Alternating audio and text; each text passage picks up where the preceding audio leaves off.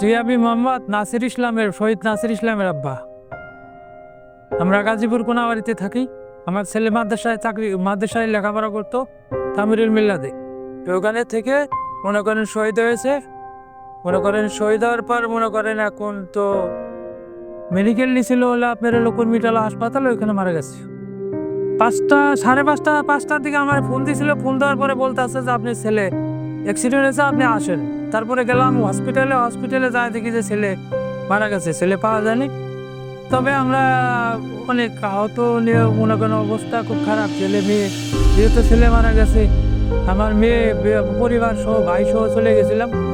তো যাওয়ার পরে ওখান থেকে লাশ সরাওয়ার্দীতে মেডিকেলে নিচ্ছে, সরাওয়ার্দীতে পোস্টমর্টম করছে। পোস্টমর্টম করার পরে আমাদেরকে লাশ দিছে 2 দিন পর, 1 দিন পর। পরে লাশ নিয়ে এসে আমরা আমার দেশের বাড়ি হয়েছে রংপুর বিভাগ, জেলা রংপুর, কাউনিয়া থানা। আমার দেশের গ্রামের বাড়িতে আমি মারি দিছি বাচ্চাটা। এখন তো আসলে ছেলে মারা গেলে তো বুঝিনি কি অবস্থা। একটাই ছেলে, ছেলে হাফেজ, ছেলে মাদ্রাসায় লেখাপড়া করতো।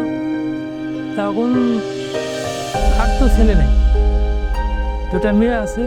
এখন যদি সরকারের কোনো কিছু দেওয়ার থাকে, তাহলে ছেলে মেয়েটা যদি কোনো সরকারি চাকরি বাকরি দেওয়ার মতো যদি তাদের কোনো প্রসেস থাকে দিবে।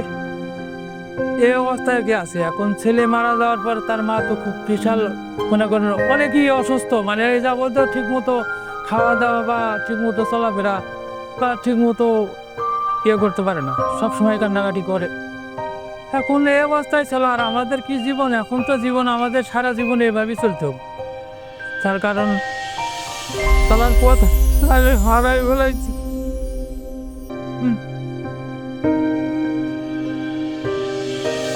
আমি চাই আমার ছেলের হত্যা তারা করছে তারা বিচার হোক, সুস্থ বিচার হোক। সরকারের কাছে আমার এটি চাওয়া, সুস্থ তদন্ত করে সুস্থ বিচার হয়। প্রতিটি মায়ের যার বুক খালি হয়েছে তার সন্তানের বিচার দিনের মাটিতে হয়। যেহেতু দেশ স্বাধীন হয়েছে, আমরা স্বাধীন বাংলার মানুষ, আমরা স্বাধীনভাবে থাকতে চাই। আর আমার ছেলে বিচার সুষ্ঠুভাবে যেন বিচার হয়, সরকার তদন্ত করে বিচারের আওতা আইনে তাদের বিচার করা হোক।